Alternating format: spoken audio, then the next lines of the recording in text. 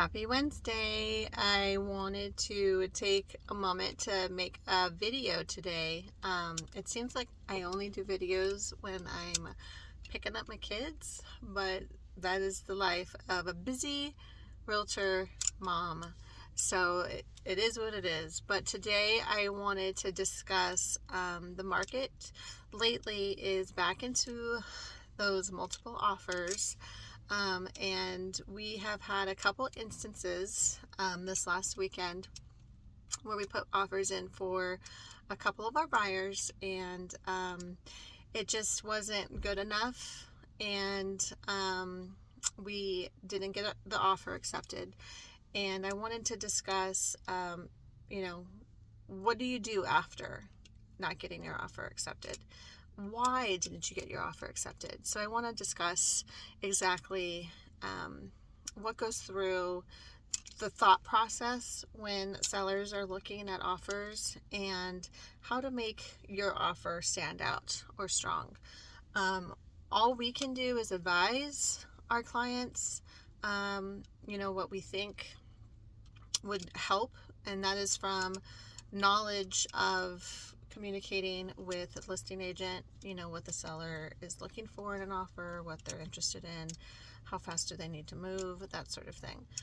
So let's get into it, because it's never fun to let your buyer know, like, hey, you didn't get that offer accepted.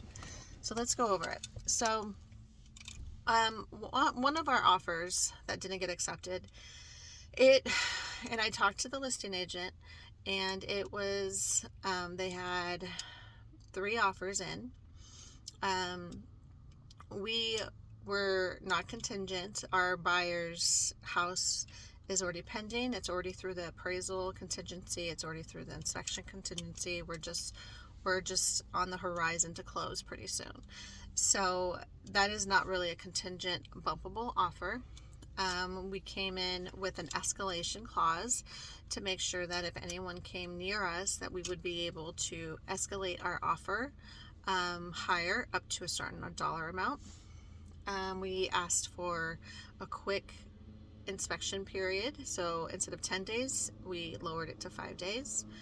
And this particular house needed also, other than a home inspection, it needed a well inspection and a septic inspection. And we also did 5 days for that, which can be really hard to do because you need to get a well technician out there and a septic technician out there, and sometimes they're really booked, but I was gonna make it happen. So when I found out that we didn't get the offer accepted, it hurt a little bit because our buyers were really looking forward to this acreage. And I said, well, what could we have done better? And the agent said they waived all inspections. And I said, well, I would never advise my buyers to waive all inspections, especially on a 1970s home. Now, when I say waive all inspections, I mean the septic, the well, and the home inspection. This particular buyer not only said that we won't do an inspection, but they're not even going to be able to get out on the inspection if something came up. So sometimes with an offer, you can put on there on an addendum saying, we're going to have an inspection, but we won't ask for anything from the inspection report. But you still have an opportunity to get out of the contract based on the inspection. So this particular buyer just nixed the whole thing. So not only were they not going to be able to get out on the inspection, they weren't going to even do an inspection to get out on, not even for knowledge. So they were just waiving the whole thing. And he asked me, because we were the higher offer, and we could close fast. That was another thing. We could close in 2 weeks. And this particular house was in an estate, so it wasn't, the seller was personal representatives of the past owner. So the owner had passed away, and the next to kin were handling the estate. So they just didn't want to have anything to do with having to fix anything or lowering the sales price based on inspection. So that was one thing. And then the other one that we lost out on, our buyer is contingent on selling her house. So we wrote the offer contingent on the house being pending. It wasn't even on the market yet. So this advice, I don't ever advise this, but this particular buyer wants only a specific area.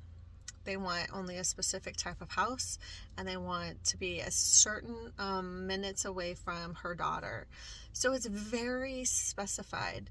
So if we listed her house and it went pending, she would have nowhere to go, because those houses near her daughter don't come up very often.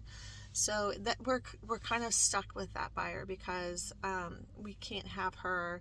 She has nowhere to go after that. She has horses.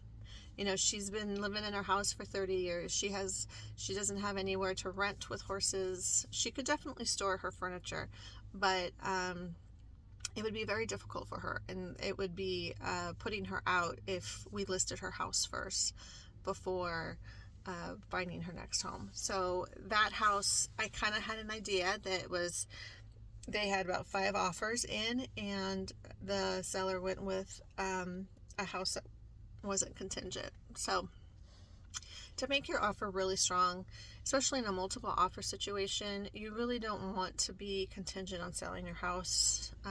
It makes for a lot of heartbreak, and it gets very frustrating, because especially with multiple offers, they're most likely not going to choose an offer that they have to wait for you to sell your house.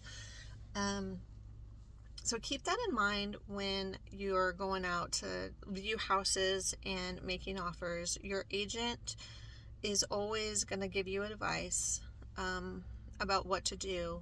I don't ever come in with the money aspect, because that's not my job.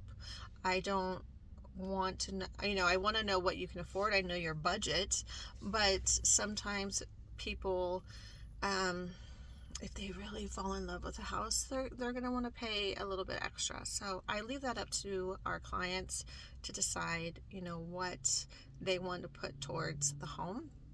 My job is to come up with a fantastic offer that hopefully will get picked, and without waiving inspections. Let's just not do that. That is not good for anybody. It's not good for the buyer. The seller might like it, because then they don't have to do anything, but it's like, you don't know. You're going in and not knowing what is really the house. Especially with this estate, there's no seller's disclosures. So the buyer really has no idea what's going on with the house. So that was a really risky move. So yeah, just a couple ideas about how you can make your offer stronger. Hopefully, now that we're getting into spring and summer, there's going to be more listings on the market where we won't have to see multiple offers. But just in case, just have these little tidbits of information. Talk with your realtor. Make sure they're communicating with the listing agent about what the seller is looking for, and you'll get your offer accepted for that preferred house. Thanks for watching, you guys. Please like and follow for more videos. Subscribe to our page. We would really appreciate it. And look, there's my info right there. This is on the back of my Jeep. My number is 360-216-6728. Have a great day. Bye.